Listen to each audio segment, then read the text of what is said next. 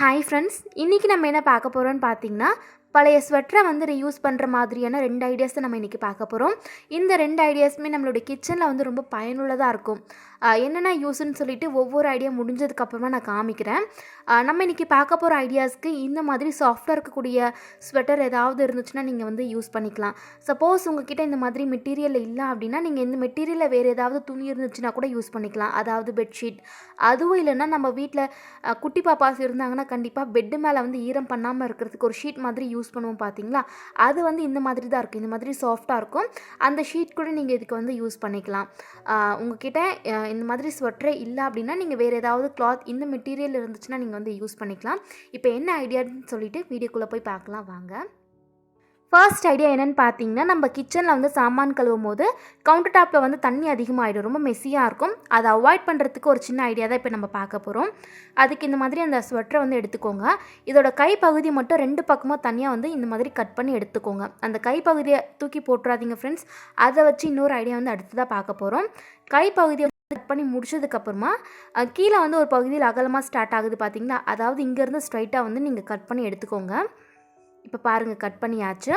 மேலே இருக்கக்கூடிய பகுதியை கூட நீங்கள் தூக்கி போட்டுறாமல் குட்டி குட்டி பீஸாக கட் பண்ணி வச்சுட்டு ஸ்டவ் துடைக்கிறதுக்கு யூஸ் பண்ணிக்கலாம். எந்த கரையுமே இல்லாமல் உங்களுக்கு வந்து க்ளீனாக வந்து துடைக்கிறதுக்கு ஹெல்ப் பண்ணும்.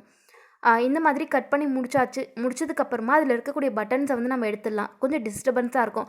அவ்வளோதான் ஃப்ரெண்ட்ஸ், நம்ம ஐடியாவே பார்த்திங்கன்னா முடிஞ்சாச்சு. இதுக்கு வந்து சைடில் வந்து நம்ம தையல் போட வேண்டிய அவசியம் கூட இருக்காது. ஏன்னா சிந்தட்டிக் அப்படின்னா தான் அந்த நூல் வந்து பிரிஞ்சு வரத்துக்கு வாய்ப்பு இருக்கும். பட் இந்த கிளாத்தில் பார்த்திங்கன்னா நூல் எதுவுமே உங்களுக்கு வந்து பிரிஞ்சு வராது. ஸோ நான் தையல் கூட போடலை. அவ்வளோதான். இப்போ நம்ம இதை வந்து எங்கே யூஸ் பண்ண போகிறோன்னா, சாமான் கழுவும் போது அந்த கவுண்டர் டாப் மேலேயோ இல்லை சாமானில் கழுவி முடிச்சதுக்கப்புறமா அந்த கூடை வச்சுக்கிறதுக்கு நம்ம யூஸ் பண்ணிக்கலாம். இப்போ அந்த துணி வந்து நான் எப்படி யூஸ் பண்ணுறேன்னு காமிக்கிறேன் பாருங்கள். நம்ம சாமான்லாம் கழுவி முடிச்சதுக்கப்புறமா அந்த கூடையை வந்து இந்த துணிக்கு மேலே வந்து வச்சுக்கலாம். அதில் இருக்கக்கூடிய தண்ணி எல்லாமே அந்த துணி வந்து அப்சர்வ் பண்ணிவிட்டு கீழே, அதாவது அந்த கவுண்டர் டாப் கீழே வந்து உங்களுக்கு ஸ்ப்ரெட் பண்ணாமல் அந்த துணி வந்து உறிஞ்சு வச்சுட்ருக்கும். அதுக்கப்புறமா நம்ம எடுத்து வந்து அதை க்ளீன் பண்ணிக்கலாம். இல்லைனா உங்களுடைய கவுண்டர் டாப், அதாவது சிங்க்குக்கு பக்கத்தில் தண்ணி அதிகமாக ஆகும் அப்படின்னா நீங்கள் அதுக்கு பக்கத்தில் கூட இந்த துணியை வந்து விரித்து போட்டுட்டு அதுக்கப்புறமா கூட நீங்கள் சாமான் வாஷ் பண்ணிக்கலாம். அந்த சாமான் வாஷ் பண்ணும்போது ஏற்படக்கூடிய அந்த தண்ணி எல்லாமே இதை அப்சர்வ் பண்ணிக்கிட்டு உங்களுடைய கவுண்டர் டாப் வந்து உங்களுக்கு மெஸ்ஸி ஆகாமல் ரொம்ப க்ளீனாகவே மெயின்டைன் பண்ணுறதுக்கு ஹெல்ப் பண்ணும். உங்களுக்கு க்ளீன் பண்ணுறதுக்கு ரொம்ப ஈஸியாக இருக்கும் ஃப்ரெண்ட்ஸ். இப்போ பாருங்கள், நான் சிங்க்கு பக்கத்தில் கூட போட்டு வச்சுருக்கேன். உங்களுடைய வசதிக்கு ஏற்ற மாதிரி இதை வந்து நீங்கள் மாற்றி கூட யூஸ் பண்ணிக்கலாம். இந்த துணி பார்த்திங்கன்னா நமக்கு வந்து இந்த மாதிரி சாமான் போட்டு வைக்கிறதுக்குன்னே அவைலபிளாக இருக்குது. பட் ரேட் அதிகமாக இருக்கும். நம்ம செலவே இல்லாமல் வீட்டிலே வந்து செஞ்சுக்கலாம். இது வந்து உங்களுக்கு கடையில் கூட கிடைக்கும் ஃப்ரெண்ட்ஸ். 300 400 அந்த ரேஞ்சில் கிடைக்கும் ரெடிமேடாகவே. பட் உங்கள்கிட்ட இந்த மாதிரி மெட்டீரியல் இருந்துச்சுன்னா நீங்கள் வீட்டிலே வந்து செஞ்சுக்கலாம். இப்போ அடுத்த ஐடியா என்னன்னு சொல்லிட்டு பார்க்கலாம். அடுத்த ஐடியா என்னென்னு பார்த்தீங்கன்னா, நம்ம கிச்சனில் யூஸ் பண்ணுற ஆயில் பாட்டிலுக்கு மேலே எண்ணெய் பிசுக்கு அதிகமாக இருக்கும். அதை அவாய்ட் பண்ணுறதுக்கு ஒரு சின்ன ஐடியா தான்.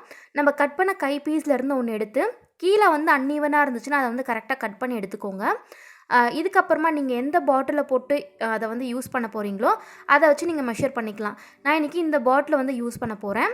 உள்ளே வந்து இன்சர்ட் பண்ணி பாருங்கள். உங்களுக்கு கரெக்டாக இருந்துச்சுன்னா நீங்கள் வந்து கீழே மட்டும் தையல் போட்டு யூஸ் பண்ணிக்கலாம். இதுவே உங்களுடைய பாட்டில் வந்து ரொம்ப அகலமாக இருந்துச்சுன்னா நீங்கள் வந்து அந்த பட்டன் ரிமூவ் பண்ணிவிட்டு ஓப்பனாக இருக்குது பார்த்தீங்களா, அது ஃபுல்லாகவே க்ளோஸ் பண்ணிவிட்டு, அதாவது தையல் போட்டு முடிச்சதுக்கப்புறமா இந்த மாதிரி கவர் பண்ணிக்கலாம். அப்போ தான் உங்களுக்கு கரெக்டாக இருக்கும். இந்த பாட்டில் நீட்டாக இருக்கவே எனக்கு வந்து கரெக்டாக இருக்குது. அந்த பட்டன் வந்து கரெக்டாக இருக்குது. இப்போ கீழ் பகுதியை வந்து நான் எக்ஸ்ட்ரா இருக்கிறத கட் பண்ணிவிட்டு இந்த மாதிரி 2 பக்கமும் மடித்து வந்து தையல் போட்டுக்கிறேன். அதாவது சைடில் ஃபர்ஸ்ட்டு மடிச்சுட்டு அதுக்கப்புறமா மேலே கீழே வந்து மடித்து தையல் போட்டுக்க போகிறேன். நீங்கள் ரப்பர் பேண்ட் கூட போடலாம். பட் அப்பப்போ வந்து அதை ரிமூவ் பண்ணிவிட்டு போடுறதுக்கு ரொம்ப கஷ்டமாக இருக்கும். அதுக்காக நான் தையலே வந்து போட்டுக்க போகிறேன். கையால் இந்த மாதிரி தையல் போட்டுக்கலாம். நீங்கள் இந்த தையல் போட்டால் கூட நம்ம ஈஸியாக எடுத்துகிட்டு அதை வாஷ் பண்ணிக்கலாம் ஃப்ரெண்ட்ஸ். ஏன்னு பார்த்தீங்கன்னா முன்னாடி வந்து பட்டன் இருக்கு இல்லையா, அது மூலிமா நம்ம ரிமூவ் பண்ணிவிட்டு எடுத்து வாஷ் பண்ணிக்கலாம். எல்லாமே நார்மலான தையல் தான். உங்களுக்கு எப்படி வந்து போட முடியுமோ அதுக்கேற்ற மாதிரி போட்டுக்கோங்க. அவ்வளோதான். இப்போ பாருங்கள், நம்ம ரெடி பண்ணி முடிச்சாச்சு. நம்ம வந்து இதை வெளியே எடுத்துகிட்டு வாஷ் பண்ணணும் அப்படின்னா இந்த பட்டனை வந்து நம்ம ரிமூவ் பண்ணிவிட்டு எடுத்து வாஷ் பண்ணி திரும்பவும் ரீயூஸ் பண்ணிக்கலாம். எண்ணெய் ஏதாவது இருந்துச்சுன்னா இதை வந்து ஈஸியாக அப்சர்வ் பண்ணிக்கும். இந்த துணி பார்த்திங்கன்னா அந்த மாதிரி மெட்டீரியல் தண்ணியோ இல்லை எண்ணெய் வந்து அதிகமாக இருந்துச்சுன்னா அதை அப்சர்வ் பண்ணிவிட்டு எண்ணெய் பிசுக்கு அதிகமாக ஆகாமல் இருக்கிறதுக்கு ரொம்ப ஹெல்ப் பண்ணும்.